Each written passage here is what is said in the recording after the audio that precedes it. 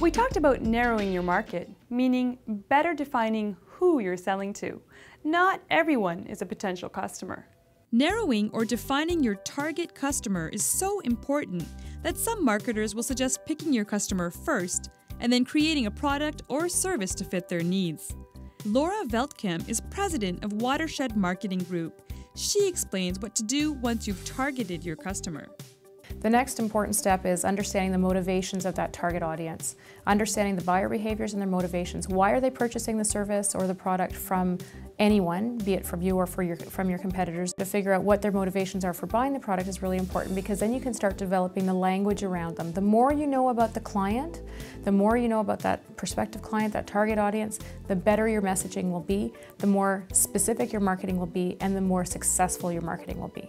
Just how focused should your efforts be? To say, "I'm selling to females," is not enough. To say, "I'm targeting young mothers," still may be too vague. To identify your market as young, stay-at-home mothers with a preschooler is more specific and will be easier to reach.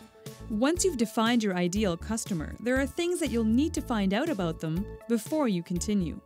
The checklists are, if you're dealing with consumers, then you want to know as much as possible about their lifestyle in general. You want to know how they buy, what they drive, how many vehicles they have, what their average annual incomes are, things like that.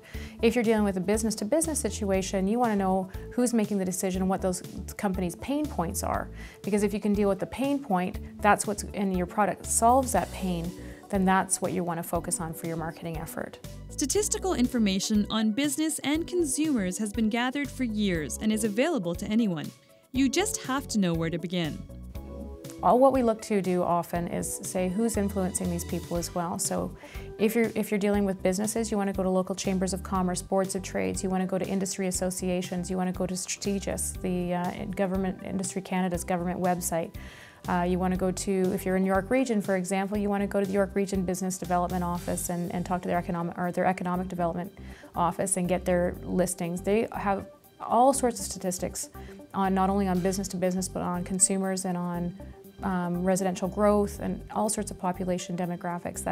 All that information is right there to be plucked. You just have to find those influencers and those people who are already dealing with your target audience to get that information. You could be referring to people who are already selling to your target market, which is an ideal place to go, especially if they're complementary, because oftentimes you can go as a business owner, as a consumer focused individual or business to business to find out what those people are experiencing within their own target market and what information is available. Trade publications are an excellent source if you can talk to the editors, because they're writing about all that industry or that group, and that they are a wealth of information if you can get in and talk. When you've gathered all this pertinent information on your market, you can then begin creating the message and look to reach this audience. It may be wise to hire an experienced marketing consultant or agency to assist with this. Remember, be consistent with any marketing material you put out there. Defining your target customer is a matter of picking the group you would like to sell to. And the best place to look are the people you may already be associated with. Everybody has a unique ability. Everybody has a unique service and product offering, and the way they present their products or their services to the market is also unique. If you're looking for something to sell to someone, you have a group that you're already strong with, an experience you already have, that's the one you want to capitalize on. If you don't have that credibility within that marketplace, how do you earn the right to be there? And that's really what we're doing, is building our credibility, building that or earning the right to discuss it with those clients. So if you have that background and experience, it's a much healthier way to go forward with your marketing.